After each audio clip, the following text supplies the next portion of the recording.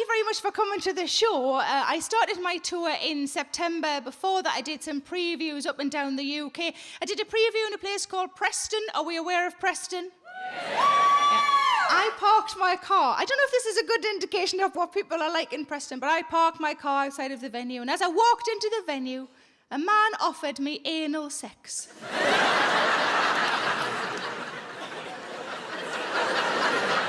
So I was late.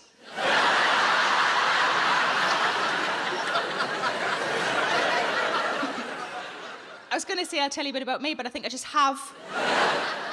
But I am quite practical, I'm quite logical. In some ways I've got quite a male brain, and then in other ways I'm quite girly and quite feminine, quite emotional. I think, to be honest, I think I'm a bit of a mishmash of the genders. I mean, like in a personality way. I don't mean like I've got a bit of a novel I can't explain. Does yours look like that? My friend invited me around for tea. She said, come round to mine, I'm going to cook all your favourite food. That's what a lovely thing to do for somebody. So, of course, I went. A couple of hours later, I was sitting on the sofa putting the world to rights. And she blurted out, just out of nowhere, she blurted out, I don't think my lady parts look like other girls' lady parts. What the fuck am I supposed to do with that? I realised the whole night had been a ploy. Favourite foods by us. Come and look at me, Fanny. I said, I'm not looking at it. I'm not looking at it. But if you draw it on a bit of paper, I'll have a look at that. So she drew it on a bit of paper and I drew mine as well, and we compared them. And they were very similar, so she was much happier. She said mine was tidier. I don't really know what that means. But I know I definitely don't want to look at hers now that I know that it's messy. But it could have been worse than drawing on a bit of paper. I could have just put some paint on and done a potato print.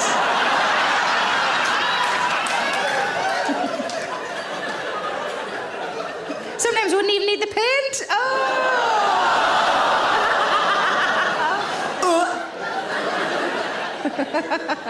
But I tried to start a new euphemism recently. I don't know if you've ever tried to start a new euphemism. It's quite tricky. This one's not going particularly well.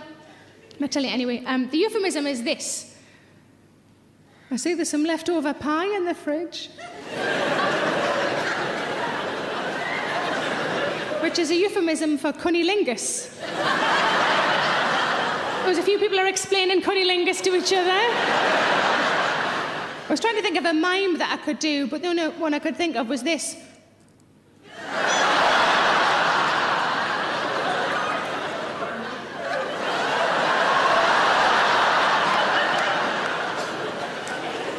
But I see there's some leftover pie in the fridge. Doesn't really work with my fella, because he's generally a very hungry man.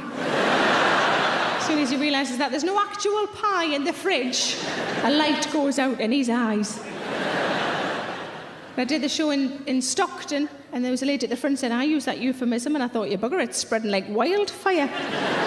She said she's put her own sort of spin on it. She says, I see there's some leftover corned beef pie in the fridge. No. If I'm ever going to refer to me nunny as the food stuff, it's not going to be corned beef. Probably something like Arctic roll. Cold to the touch with a bit of old cake round. I can't quite work out if I've turned you off Arctic roll or just my vagina. It's lovely to be here, though. It's a nice temperature in here, isn't it? We'll get warmer as we go on, obviously the lights and whatnot. I respond in quite a peculiar way to the heat, I think, mostly sort of here. I realised I aimed that just at you guys in the front there, didn't I? Sorry about that. Hey, upstairs can have a go. There you go. Down there gets what I call claggy. Anybody else got a good word for that? Anybody else?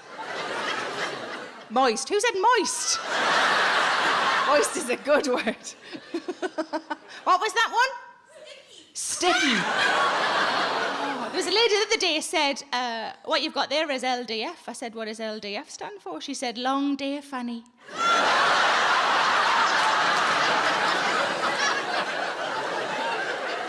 When I said claggy and Preston, a man said, oh no, we call that ready.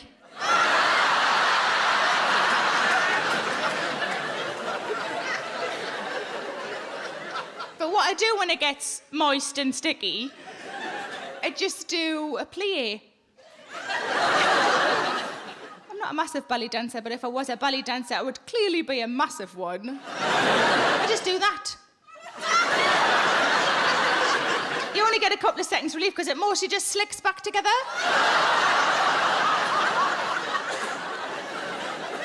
I did a show in Edinburgh and a lady at the back of the room shouted out, "You need to use some talc." And I thought, surely that just forms a paste.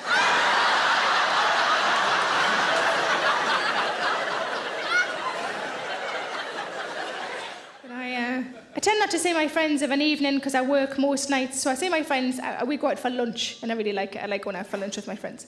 Went out with one of my friends, she's lovely, but she's a bit of a moaner. Went out for a perfectly nice meal, she complained about the food, so we had to send the food back. And I made some hilarious remark about how the chef's now going to go and wank in a soup. She came out with the best answer ever. She just went, "Oh, good, I haven't had sex in ages." I thought, surely she doesn't think that merely ingesting spunk is the same as having actual sex. If only it was that straightforward. You know, when you can't really be bothered, just bung it in a smoothie, I'll have it later on.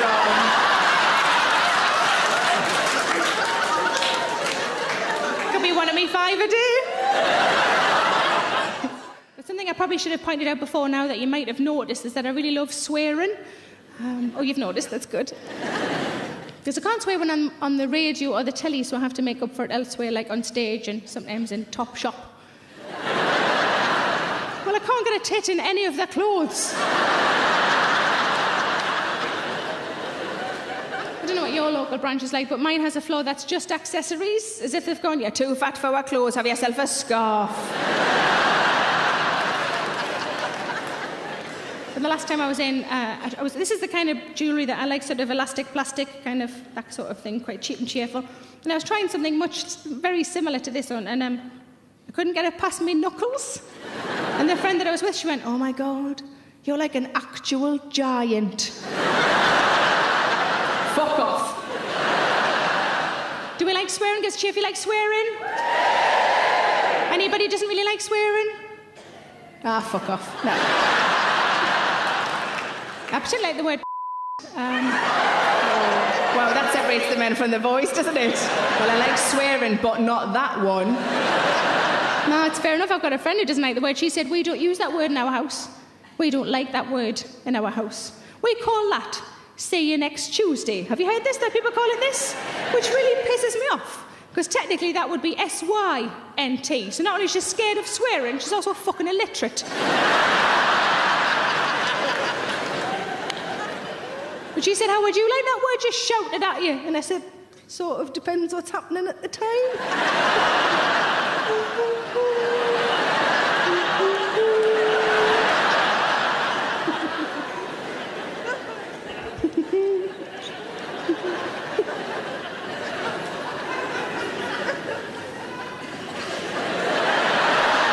Somebody's bought a chicken with them.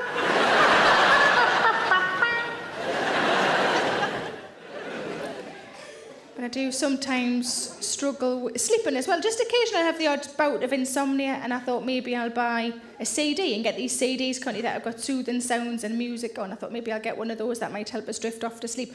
I noticed Paul McKenna has got a CD out, hasn't he? "I Can Make You Sleep." He's a very confident man, Paul McKenna, isn't he? It's not, "I'll give it a bash." "I Can Make You Sleep." He's also got "I Can Make You Thin," which I had thought about getting because it sounded like a challenge for him. "I can make you thin." Can you, Paul? Bring it on, motherfucker. But he's also got "I Can Make You Rich," and I thought, I wonder if that's his happiness box set. Thin, rich, sleep, done. When I first started going out with my boyfriend, I was living in a flat where the boiler was broken and it was freezing, and he sent me a text, and the text said, "If I was there, I would make you warm, I would make you cum, and I would make you breakfast." And I thought, now that's a fucking box set, isn't it? I'm not suggesting that should be Paul McKenna's next box set. "I can make you cum." Can you, Paul? Oh, fuck, he just did. He's good. I thought I was giving up smoking. But I've got got a friend who's a massive bumper car. It's amazing we get on. Our lifestyles are so totally different. We were having a general chat about how you meet potential partners. And I said, because I like to get to know people a little bit first, I said, I don't think I've ever kissed a man about whom I didn't know his GCSE results. You may mock, but it's a very good way of filtering out all of the over 40s with their fucking O-levels.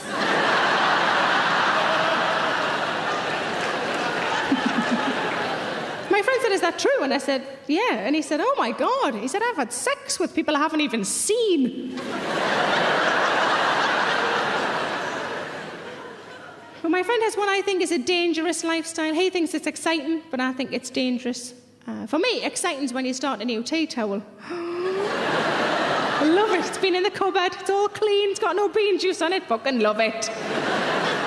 But my friend's lifestyle is dangerous. He takes drugs on a regular basis. I drink 3 pints of shandy a year. I can't even drink properly, let alone take drugs. Gives a cheer if you've never taken drugs in your life. There's loads of us. See, my friend was telling me about this proper night that he'd had. He was listing all of these drugs. And I didn't know anything about drugs, but I was pretending to look cool. And as he was listing them, I was going, oh, that one's smashing. The reason I don't know anything about drugs is because Zamo said, say no. It's a very age-specific joke, that one. There's a lot of people under 30 going, who the fuck is Zamo? Google him, you might learn something. So my friend's story is getting increasingly more boastful, and a horrible feeling that I was going to have to match it at the end with a similar story. And he ended his story by saying, oh my God, my friends were texting me the next day saying, you've got no idea what shit you got up to last night. It was brilliant. And then he went like this. Like it was my turn. And I was thinking, what on earth am I going to say? So I had to think, and I went, sometimes I eat strepsils when I've run out of sweets.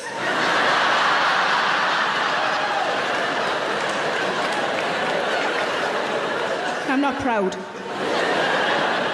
But then my friend starts telling me about his sexual exploits, and he said he'd had sex on a kitchen sink. He said, have you ever had sex on a kitchen sink? And I wanted to tell him that I thought it sounded incredibly unhygienic. But I didn't. I just went, no. And I got home and I thought, am I a prude? I don't think I am a prude, but maybe I am. So I said to my boyfriend, would you like to have sex on a kitchen sink? I get the impression it's supposed to be a bit more in the moment, you know, rather than like when you've done those dishes, get your arse on there. Because we're very well matched, my boyfriend said, why would I want to have sex on a kitchen sink? That'd be like eating your dinner out of a shoe.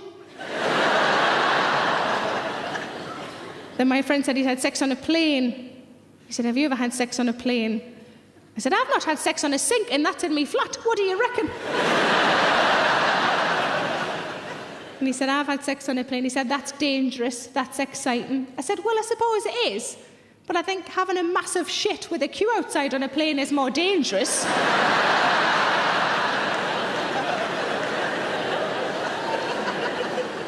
And I've definitely done that.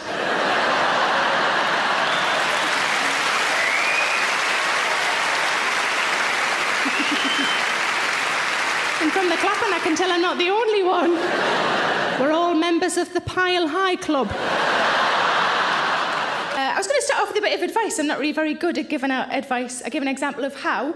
I was in a supermarket and I saw this young couple wandering round, and the girl said to her boyfriend, have we got everything? And he said, I think so. And I looked in their basket and all they had was a bottle of rosé and a cucumber. And I just thought, there's no way they've got everything else they need in for a salad. And what I should have said is, lube, love. That's what you need. Lube. But I didn't. Just got to learn the hard way. I'll tell you a little thing and then you can all go home and take your bras off. And do your belts. I don't forget about the men. I'm going to tell you another one of my euphemisms, if that's all right. Let's see if we can get this into common usage, if possible. There's a specific scenario for this euphemism. You know when you really need to poo, but for whatever reason you can't go. It's the wrong time or the wrong place. You're going to have to hold it in maybe for 5 minutes, maybe for 6 hours, whatever. Then when you're 10 minutes away from a place or a time when you can offload, Your body knows, doesn't it? And it begins the countdown. Which in my case is an almost constant stream of farts.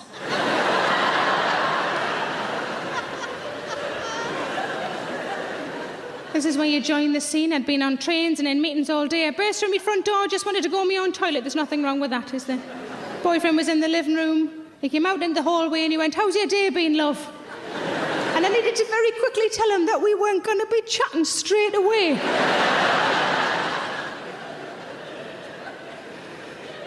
So I said,